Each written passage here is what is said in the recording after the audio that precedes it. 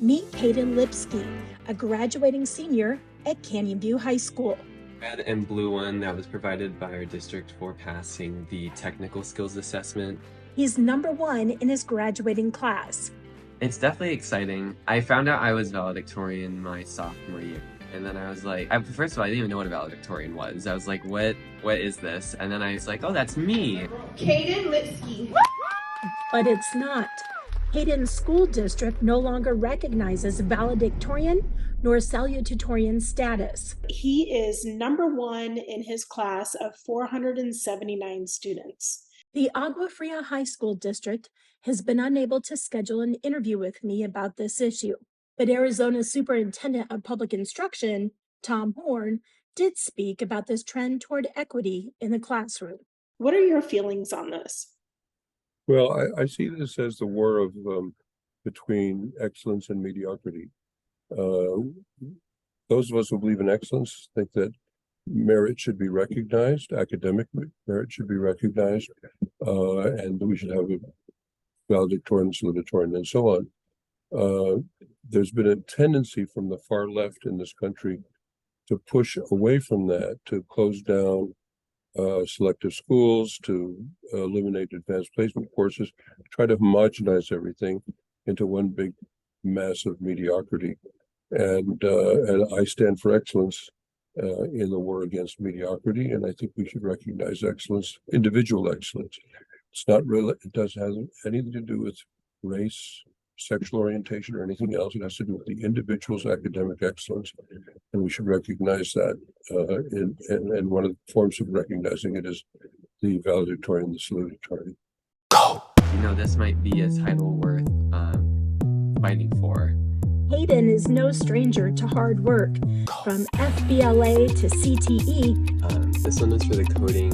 He's got the hardware to back up his efforts. For swim. Caden's competitive spirit has served him well. You are honored for being the best in a particular sport, but you're not being honored for being the best in academics, where really they set you up for success in the same. It's the same amount of competition. Let's talk about sports. Caden's high school is so proud of its outstanding athletes. Its social media boasts of its first place champs, and rightly so. These kids have worked hard for their outstanding accomplishments. In fact, the school motto is, "Tradition is built every day."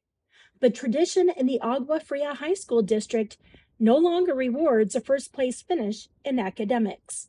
Equity used to mean something different than what it means now. Can you explain that a little bit, please? Yeah, equity used to be a very positive word. When we think of equity, we think of something that's fair, but it's been changed by the new left into meaning equal outcomes by race. And that's racial justice or equity.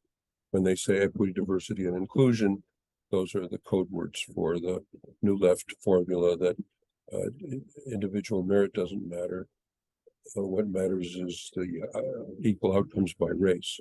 And so it's part of the war that's going on between, as the mayor of Alabama said, the normal and the crazy. This is for being in the top 1%. There's different colors. There's a black cord if you're in the top 10%, and a white cord if you're in the top 5%, and then the multicolor one for being in the top 1%. In January, I first wrote about this new policy hitting the West Valley in my Substack. Several local school districts now lump top achievers into percentages, rather than naming the top students as valedictorian and salutatorian. For Caden, this means he will not be able to wear any distinction, showing his hard-earned efforts as number one in academics. Because I did earn the title. I did work for it. Though it did take an emotional toll on me, I worked for it. He did work for it. The academic distinction. So being in that 1%, not being valedictorian, but top 1%. His parents divorced in 2019, and during the pandemic, Caden found the best way to get through the difficult times was to pour himself into his schoolwork. That's crazy. I mean, you gotta admit that's kind of crazy. Yeah, I'm happy that I was in the top 1%, but it's annoying. By no means do Caden and his mother have the finances to put him into a top college, and losing valedictorian status, I found, may prevent him from cashing in on some of the perks of the prestige that comes with the title. I'm going to be honest, it completely sucks sometimes, but it is so worth it in the end because you just open yourself up to so many opportunities, and then you aren't honored for that at all. It's you and the 4 people below you, 5 people below you, how it's the weird calculation, whatever. However many people are in the top 1%, they're also honored with you, but it's not you and how much you fought for yourself being number 1. Arizona isn't alone. The National School Boards Association launched Equity Matters in 2018, and now schools across the country are ripping away this long-standing graduation tradition. The human brain is the ultimate scientific authority. If we expect all of our 9th graders to be able to do all of these things that we expect of them and aren't empathizing with the fact that they don't have the capacity to do that yet, then we're doing something wrong. As far back as 2010, I have found that educators have pushed the idea that class rank has declined in importance, as colleges now have their own admission standards. This stems from the phenomenon of a generation of super kids and the dynamics of the hurried child syndrome. My parents got divorced originally in 2019. That was awful.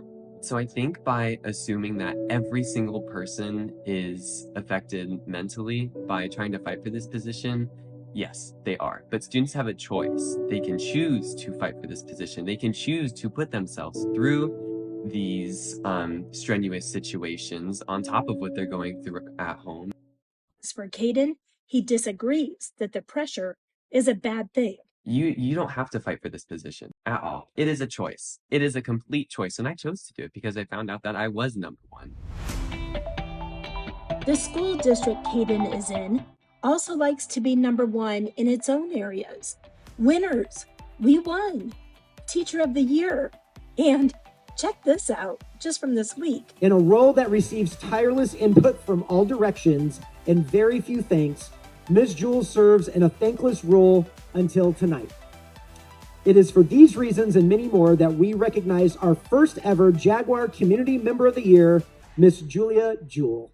My belief is that we're all individuals. We're brothers and sisters out of the skin. That what matters, what we know, what we can do, what is our character, what is our ability to appreciate beauty, and that race and sexual orientation are not relevant to anything, totally irrelevant to anything. That's my belief. The view of the people who are pushing critical race theory is that race is primary, and they try to emphasize race. And so that's the battle lines have been drawn.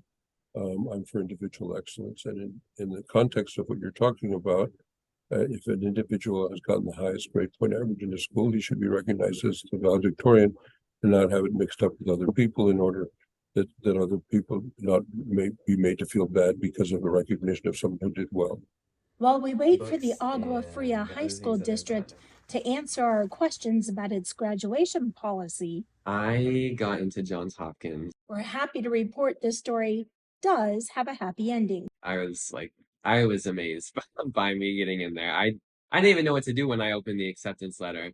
I just wanted to go somewhere that I knew I was going to get a good education, get good research opportunities, and get me to space because I wanted to be an astronaut ever since I was younger.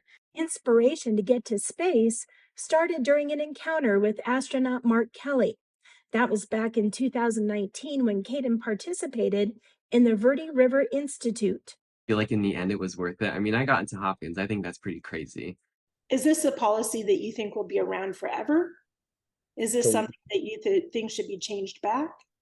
We need to fight back and on many fronts against these kind of left-wing ideologies that mix everybody together and don't recognize individual excellence. And when I just said I would run for this office, my friend said, "Tom, you're going backwards. You used to be Attorney General, now you're running for Superintendent of Schools again." And I said, well, the big problems in the schools, and that's what I want to work on. I could just sit in my law office, do my law work, and when I read about what's happening in the schools, have smoke come out my ears. Or I could decide to get out there and do something. I decide to get out there and do something and fight. And these are the kinds of battles that I'm here to fight. So I'm very grateful for it. And I would have still fought for it. Well, I just want to wish you all the best. So congratulations. Thank you. And just go out and just rock it in life. Just have a great time. Thank you so much.